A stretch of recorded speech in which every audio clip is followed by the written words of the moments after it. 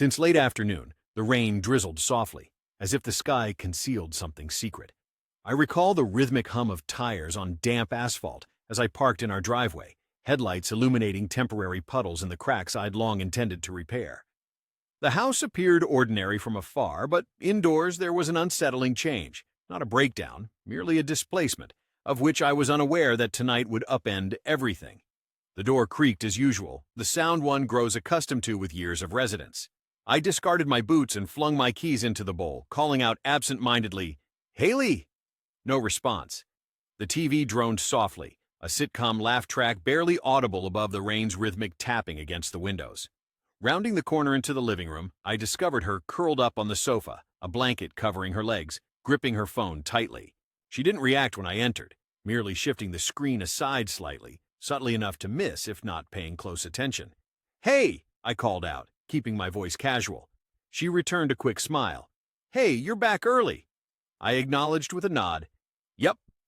A brief silence filled the room, just long enough for contemplation. She then adjusted her position, sitting up straighter and hiding her phone under the blanket beside her. "Want me to warm up some food?" she inquired, and at that instant, something became clear. It wasn't about the meal or the query, but rather the tone, rehearsed, overly light, cautious. I chose not to respond, instead moving towards the kitchen, getting a glass and filling it with water. I stood before the sink for a moment, taking deep breaths. For weeks now, there had been minor alterations, softer kisses, quicker showers. Dear friends, if you enjoy this story, please like and subscribe to our channel. It will motivate us to make more videos like this for you. The familiar presence that once lingered is now vanishing prematurely. The aroma of an unknown cologne when she arrived home late, explaining it away as a friendly goodbye hug. A work call on her phone implied office business, yet she's a graphic designer who seldom takes field calls. I convinced myself it was just my imagination, for far too long. And then tonight, the universe refused to remain silent anymore. My phone buzzed once on the counter. Derek? Isn't it always Derek? The name, the person, so proximate, uncomfortably close. My best man, my longest friend, the one who assisted me in moving in here, helping paint this very room with me a week before the wedding, standing beside me in a suit I paid for, proposing our eternal union. I gazed at the screen, answered, "Yo," attempting to sound casual. His voice was feeble, as if he were concealed behind a barrier. "Hey, what's up? You free?" A significant pause, long enough to hold significance. "Where are you?" I looked towards the living room. I could only catch the edge of the blanket she hid under. My throat felt parched as I responded. "Why?" His voice cracked slightly. "Could you step outside for a moment?" Time seemed to stand still, and I didn't ask why. I simply walked, traversing the hallway, past our wedding photograph on the wall where she was laughing, her nose scrunched, bouquet half raised. I stepped onto the porch, where the rain had reduced to a light drizzle. "Speak," I urged, and he took a deep breath. "Discuss," I corrected. "I've been trying to avoid this situation. I didn't want to accept it myself, but I can't keep quiet about it anymore. I saw Haley, in the company of another, last week on 2 occasions, once at Market Street and once near that art bar off 6th Avenue. She was with a man, and I remained silent as they were seen holding hands," he added, chuckling, standing exceptionally close. The door made a squeaky sound as it closed behind me, revealing her standing there, barefoot, arms folded, phone clutched in hand. "Who's that?" she inquired, to which I remained silent. "Is it Derek?" she pressed, followed by, "What's he telling you now?" Lowering the phone, she scrutinized me. "Really? You're listening to him right now?" she scoffed before bursting into a derisive laugh. "I can't believe he actually did it," she commented. "He finally found the courage, didn't he?" I looked puzzled as she moved closer and appraised me critically. "Let me guess. He saw you having coffee with someone and suddenly he's a hero? Since our marriage, those tiny adversaries have been harboring ill feelings towards me, although it may not be apparent to you. They have always imagined a scenario where I'm distressed and they get to console me." I gazed at her. "Stop giving me that look," she retorted angrily. "If only you bothered to observe the happenings in our house instead of working long hours and returning with the smell of construction materials, perhaps you would have noticed the unfolding events." She stormed off, closing the screen door forcefully behind her. This was it. The veil lifted, the game altered, And in that tranquil moment, with the rain trickling from the eaves and her words echoing, I realized, whatever this situation is, it has already unraveled. I didn't immediately go back inside. On the porch, my phone still clutched in my hand, Derek remained on the line, now quiet. He did not disconnect. Perhaps he knew I wasn't prepared for further dialogue. Maybe he understood that I needed the silence. "Are you still there?" he eventually asked. I remained silent, terminated the call, tucked my phone into my jacket pocket, descended the steps into the damp night, which felt chillier than normal, as if my body was registering a shock my mind hadn't fully grasped yet. I strolled around the block as if searching for something lost on the sidewalk. My face flamed not from coldness, but from embarrassment. One hardly anticipates it happening to oneself. Granted, we all are aware that such occurrences take place. Infidelity, deceit, falsehoods, whispered names in another's bed. Yet you always presume, not her, not us. We shared a past. Hundreds of dialogues, late-night feasts, road trips, financial commitments, disputes endured. I believed that meant something. I thought that safeguarded us. Upon returning to the house, the living room lights were extinguished. Only the kitchen light above the sink was glowing, akin to a spotlight on a crime scene. I silently opened the door, expecting her to be upstairs. But no, she was seated at the table, consuming more wine, idly swiping through her phone as if the world weren't ablaze. Her legs were crossed casually, her demeanor composed and unaffected. That calm, indifferent expression, typical of someone who long ago stopped caring. "You didn't inquire about his identity," I remarked. She lifted her gaze.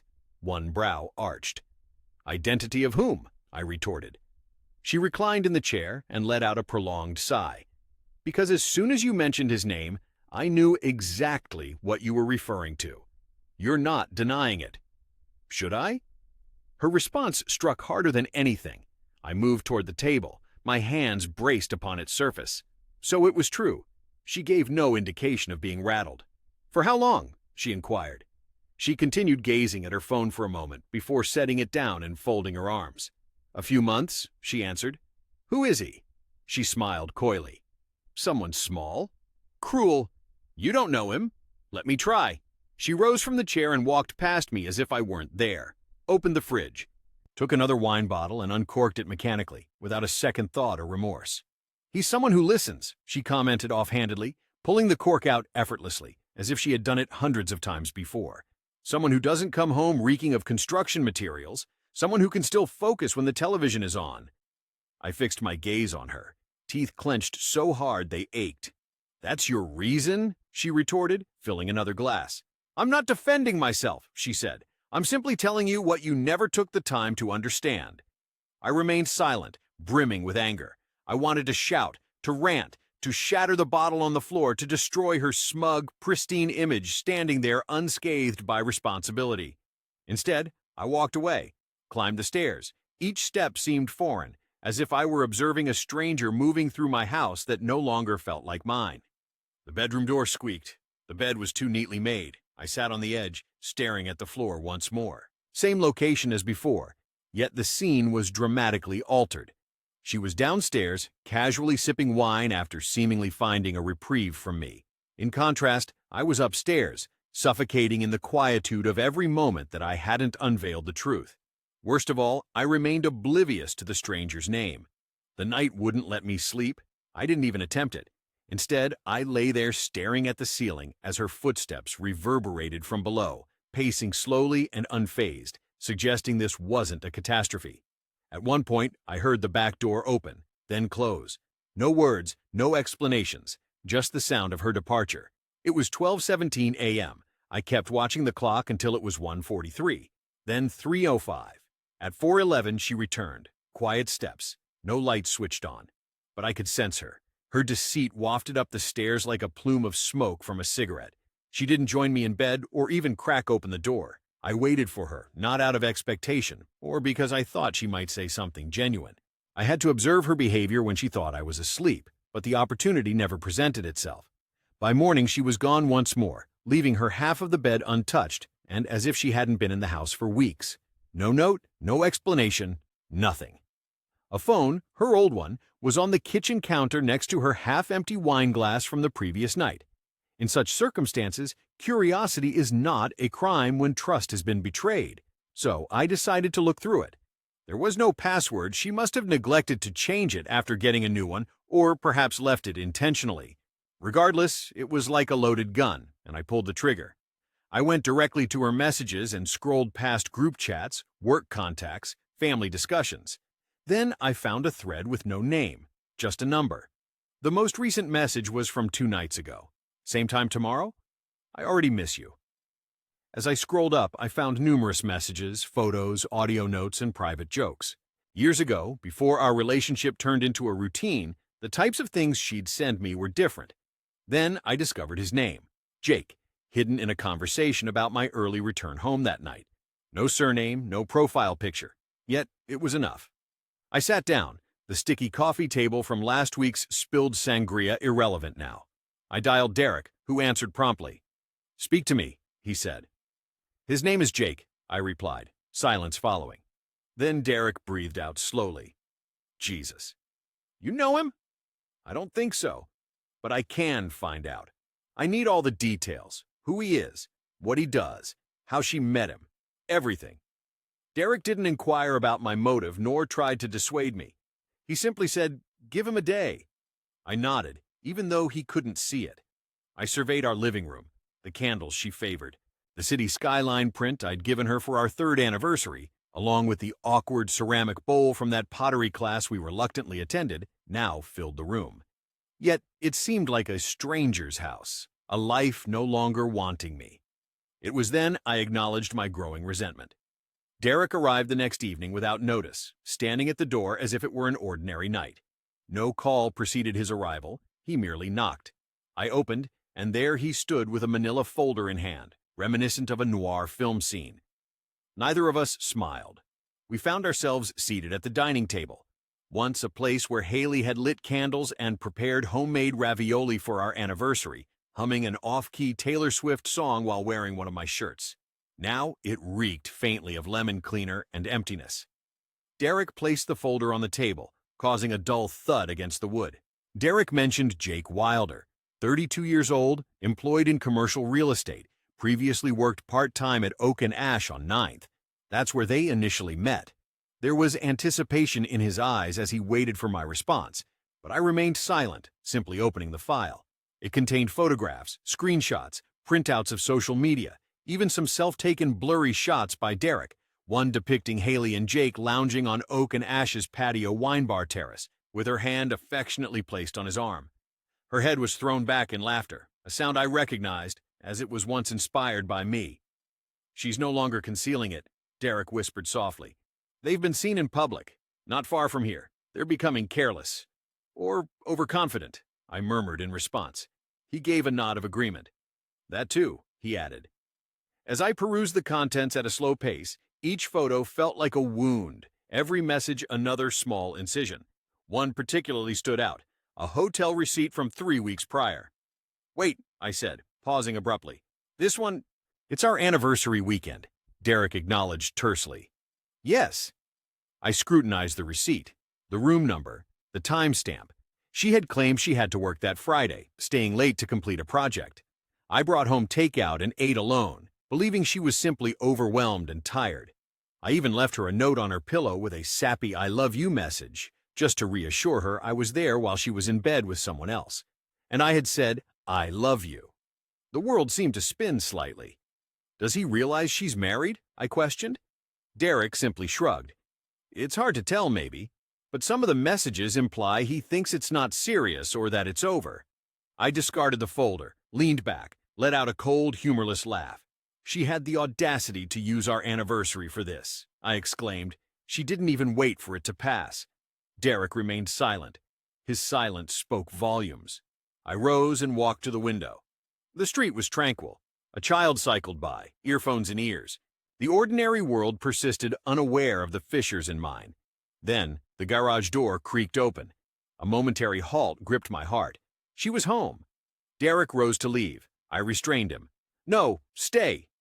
He appeared bewildered. "You want her to see you?"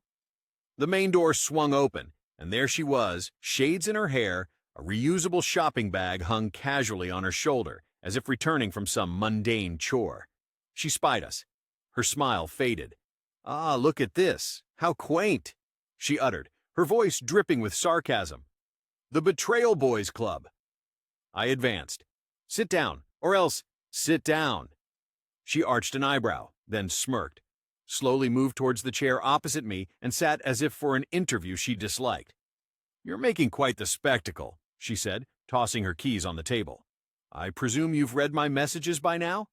"No," I replied blandly. "I've read them all." She reclined nonchalantly. "And? You appall me." She chuckled. Yes, she really laughed. "Oh, come on, please. You aren't a saint, Eric. Stop pretending like you haven't abandoned us years ago.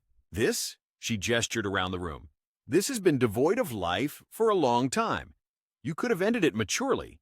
She glared at me. Then she said calmly, "You don't leave a deceased animal, Eric. You bury it." The words felt like a punch, and Derek, usually quiet and solid, finally spoke up. "Haley, aren't you concerned about the damage you've caused him?" She turned to him slowly, tilted her head. "Don't feign concern for us, Derek. You've been waiting for this confrontation for years." He flinched. I looked between them. "What on earth do you mean by that?" She stood up, brushing off imaginary dust. "It means your friend isn't as innocent as he seems. Ask him how many times he sent me messages he shouldn't have. Ask him about our late-night conversations before he ever confided in you."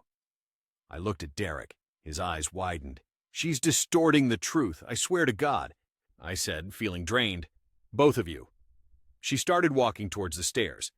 "Let me know if a lawyer needs to be called," she commented as she walked away, "or if there's more crying to do." And then she was gone. Derek settled down slowly. "I didn't lie," I replied. "I believe you, but I don't care at the moment." We fell silent once more. Now, everything felt different because this wasn't merely about betrayal. It was a battle. The bedroom door upstairs slammed, not loud or childish, but controlled and deliberate. It signaled she had stopped talking for now, but not ended things between us, not yet, until she had the final say. I remained still. I sat opposite Derek, in the same chair, in the same room, in the same house that had transformed into something between a crime scene and a monument of wasted time. The silence this time wasn't deafening. It was lifeless. Derek coughed. "She's lying, friend," he said, "about the messages, about me." I studied him carefully. He bore guilt as if it was ingrained in his flesh, yet not the guilt of deceit. It was a different kind. The guilt of one who witnessed an accident occur and didn't shout out loudly enough to prevent it. "Did she discuss us with you?" I inquired. "Before everything happened?" He gave a nod. "A month ago, she texted me late, saying she felt unseen. I advised her to speak with you, told her she was being unjust. You didn't inform me about this. I hadn't suspected it would progress. I thought she was merely expressing frustrations, trying to create turmoil." I took a breath. It made no difference. Seems she created more than just that. Derek rose, his fists balled by his sides. "Eric wasn't complicit in her infidelity," I said. "I trust you," I said, my voice devoid of emotion. "But that doesn't mean I believe you." He winced and departed, silently, as one would leave a funeral. After the door closed, I dropped my head into my hands. I can't say for certain how long I remained there. Minutes? Hours? In what sense do clocks matter when time lost its coherence? At a certain point, I felt heavy as I ascended the seemingly leaden stairs. The bedroom door was shut. I chose not to knock. She sat on the bed's edge, her phone held in her lap, her right knee oscillating. Her gaze didn't rise. "I'm relocating to the guest room," I announced. Still, she avoided eye contact. I waited patiently. Eventually, she murmured, "That isn't necessary." "Is that so?" she inquired casually. "Are we going to cuddle now?" Her eyes rolled. "You're being melodramatic." "Melodramatic? You slept with another man. You deceived me, not just violating our trust, but desecrating all we had built together." She stood up as well, moving deliberately, pausing to consider. "I am not the villain you wish me to be," she retorted. I chuckled derisively, not from humor, but disbelief. "Are you certain of that? You believe this is solely about Jake?"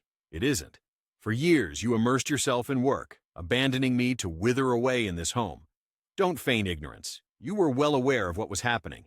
I moved nearer, taking 2 steps. We were on the verge of each other. I sensed something was amiss, yet never suspected it was you. She hesitated, her eyes briefly flashing with a hint of uncertainty. A fissure, but not quite enough. "Good night," I said and departed. The spare room carried an odor of aged laundry soap and neglect. I settled onto the inflexible mattress and gazed at the ceiling once more. The same ceiling, now bearing a different burden. No tears fell, no wall was struck in fury. Instead, something chillier than sorrow enveloped me. Determination. This would not be a discreet, cordial separation, the type with joint ownership of a blender and forced amiability at each other's friends' nuptials. No, if she sought departure, she would feel it. If she wanted conflict, I'd ignite battle.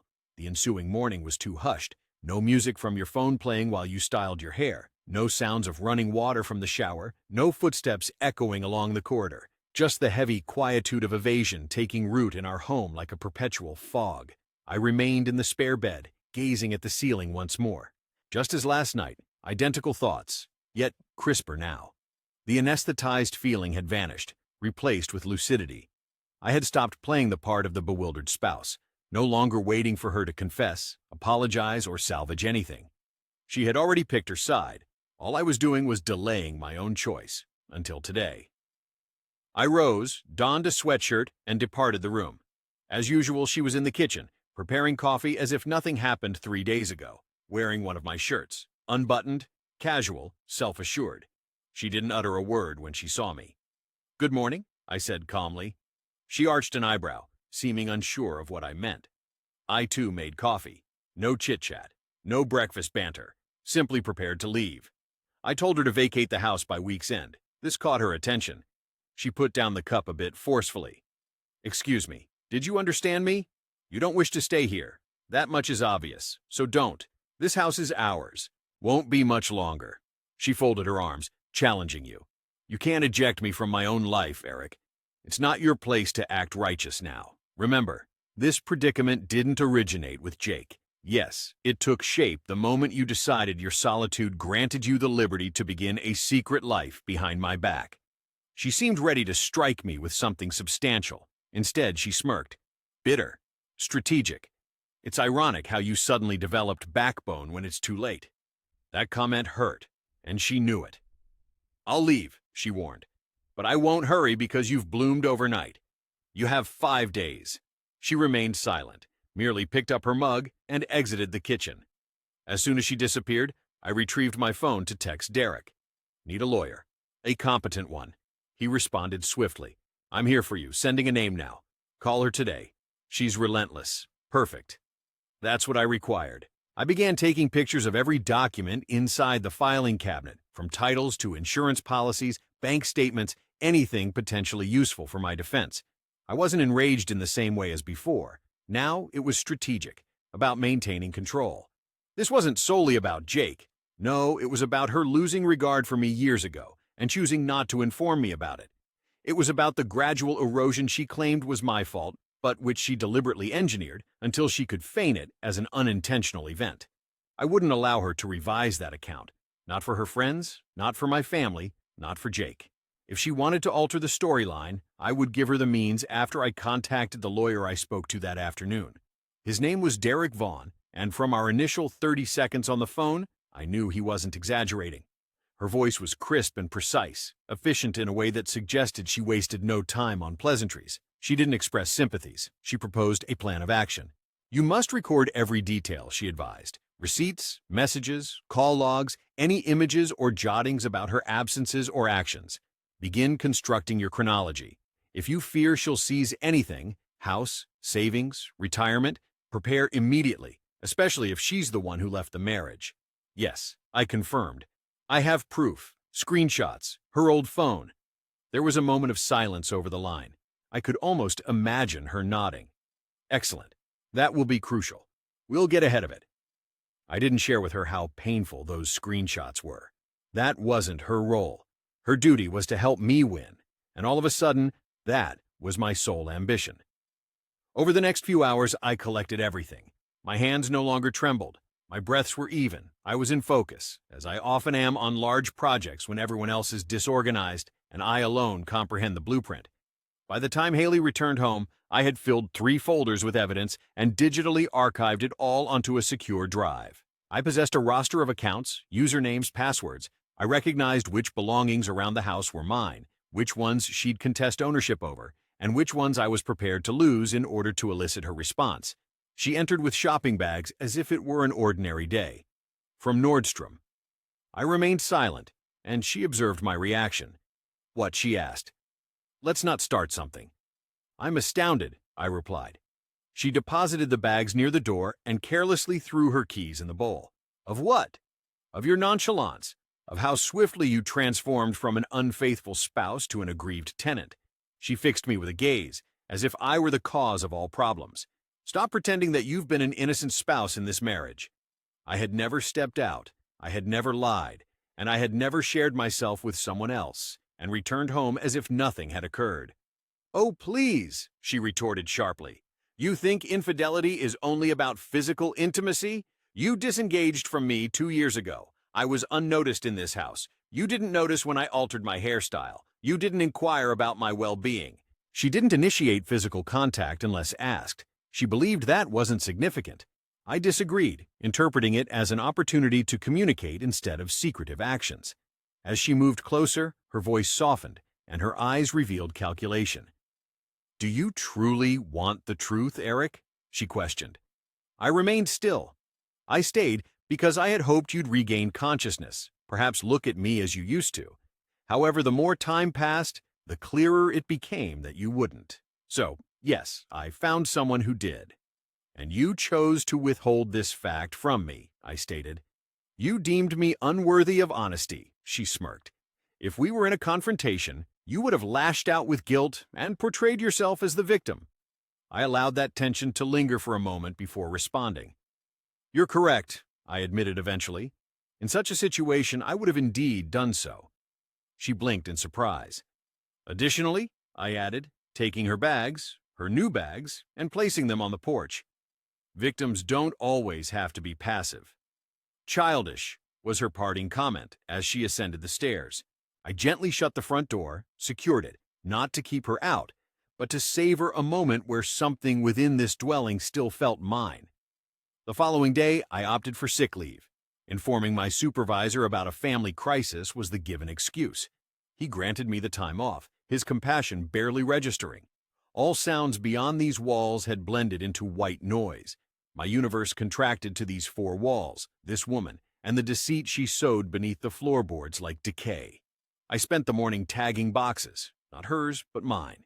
She remained, lingering, challenging me with every step to make the first decisive action. So I did. I bundled my books, tools, mementos. I didn't utter a syllable. I didn't ask for permission. I gave it reality. Haley descended from upstairs around midday, her phone attached like usual, hair tied up, baggy sweater, makeup free. She gazed at the boxes lining the hallway and let out a weak chuckle. Impressive, she remarked. You're playing the part of the tormented cowboy well. I remained silent. She ventured into the kitchen, searching for something, then returned. You don't understand how this will unfold. I looked at her. And how do you imagine it will unfold? You believe they'll all align with you, labeling me as the wicked witch and you as the wronged virtuous spouse. But people aren't that straightforward. No, I replied. But loyalty is, she sighed. So Derek is your new moral guide now. Derek didn't deceive me for months, right? I felt quiet. What do you mean by that? She grinned again. This grin was becoming increasingly menacing. Ask Derek about what truly transpired at Emma's birthday party, the night you got too drunk to drive and he offered to take me home. I fixed my gaze on her. You're bluffing, aren't you? I didn't respond. She grabbed her phone and ascended the stairs as if she had dropped a bomb and eagerly anticipated its explosion. To my dismay, it indeed exploded in my thoughts. The sentence echoed in my head for an entire hour like a tune stuck on repeat. I attempted to dismiss it, convincing myself she was evading, deceiving, but doubt doesn't require proof to burrow itself deep. It merely needs a hint. I picked up my phone and messaged Derek. Were you alone with Haley the night of Emma's birthday? Minutes passed, Then more minutes. Eventually he responded, "Yes, why?" I scrutinized the screen. Did anything transpire? He hesitated this time, significantly so. Later, we kissed once. She claimed it was a mistake. "I didn't inform you because I wanted to prevent further complications." I tossed the phone aside, not from surprise, but from understanding. I was left alone in this situation. My spouse was a liar, my friend was a coward, and I had lost trust in both of them. That night, I began sleeping with the bedroom door secured. I didn't avoid her out of fear, but to prevent her from thinking she could still enter whenever she wished. By the week's end, the emotional temperature in our home plummeted to sub-zero levels. We moved around each other as if we were strangers in a hotel foyer, barely exchanging words, never meeting gazes. Her belongings remained scattered, her shoes by the door, her toiletries piled up at the bathroom sink. The ghastly knitted blanket her mother had gifted still hung over the couch as if it held some sort of seniority. She hadn't started packing a single box. I hadn't requested it again. That morning, I visited Marisa, the lawyer, in person. Dressed entirely in black and exuding an imposing presence like a cocked crossbow, she was not someone to be trifled with. "With the information you've provided," she said, leafing through her notes, "we're in a favorable position." Marisa denied the affair. "You have evidence, dates, and even witness statements. If she attempts to contest for the house or spousal support, we can counter strongly." "Good," I replied. "I desire swift, uncomplicated resolution, devoid of conflict." She paused, glanced upward. "Yet, conflict will arise. Beware of this fact. However, I'll ensure it targets someone else." Upon hearing this, I made my way home and stopped by my parents. My mother inquired about my well-being. I responded honestly. "I'm okay," sickened by the deception surrounding me. She acknowledged with a silent nod, understanding only mothers can convey. She didn't probe further. She simply offered cookies as if they were protection. Upon reaching home at around 6, the lights were on, and soft music emanated from the kitchen. She was cooking, an action she hadn't performed for me in over a year. I stood in the hallway, watching her for a moment. Hair down, apron adorned, concentrating on her task. It felt as if we were living a different life, residing in another house altogether. Approaching, I asked, "What's this?" She didn't look up. "Dinner." "For whom?" Her gaze finally met mine. "For us?" I chuckled, unable to suppress it. "Seriously?" She dried her hands on a towel. Despite the chaos, could we have a conversation? Merely talking. I approached, not out of attraction, but to observe the spectacle. "What's there to discuss, Eric? The infidelity? The fact that your friend also kissed me? The months you lied without blinking?" She winced slightly. "You're hardly blameless either, Haley. You keep claiming innocence, yet never provide proof." She avoided my gaze. "I don't want this to end this way. We used to be good. That version of us is gone. You destroyed it. With texts, lies, hotel bills." The oven signaled. Neither of us moved. "I'm filing on Monday," I stated. "Marisa is drafting the papers." She nodded slowly. Her eyes glimmered, but I no longer trusted her tears. "Then let me prepare one last meal for you," she offered. "No conditions, just a final gesture before it all concludes." And against my better judgment, I took a seat. Perhaps I wanted to see if she still knew how to be authentic. Perhaps I wished to observe her enact one final scene. The dinner was excessively well prepared. An uncorked bottle of wine saved from our honeymoon opened now more like a farewell tribute than an evening drink. She meticulously arranged the table as if it mattered, folded the napkins, and lit candles, a diligence she hadn't shown in years. I abstained from the wine, and she observed my choice. "Aren't you even going to make an effort?" she whispered softly. I had come to listen, not absolve. She nodded, took a bite, and maintained an air of tranquility, as if hosting a dinner party instead of confronting the demise of our marriage. "Earlier, I stated my sentiments honestly," she replied, her gaze fixed on her food. "We were compatible at one point." "I recall," I responded. "However, I failed to grasp that I was the only one still endeavoring to preserve us." "Do you truly believe that?" she inquired, looking up from her plate. "You think I woke up one day and chose to be unfaithful without reason? No. I think you made a sequence of self-centered decisions." She half smiled. "Since you're the saint, the victim, the ideal spouse." "I'm not perfect," I countered. But I was faithful, and once that meant something. She put down her fork. "Do you wish to know how it began?" she inquired. "No." She hardened, changing her tone. "Reluctant as you might be, you'll hear it anyway." Leaning forward, her elbows on the table and wine glass untouched now, she said, "I accidentally encountered him. It was Jake, at a work gathering. He was engaging, humorous. He looked at me, not around me or through me. He asked questions, not just about dinner or bills. And that gave you the green light?" "That provided me with a new perspective," she retorted harshly. "I'd been lonely for years, Eric. Not weeks, not months. Years. You thought our presence here had significance when you never saw me?" I gritted my teeth. "You know what's ironic?" she continued. "I kept expecting you to notice, to care, to ask if I was all right. But you never did. So I stopped waiting. You could have left. I should have." There was another long, unyielding hush. I rose from my seat. This was a blunder. Her gaze met mine, carrying implications of marriage or otherwise.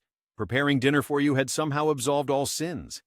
I moved towards the door, then she uttered words that caught me off guard. "She's pregnant."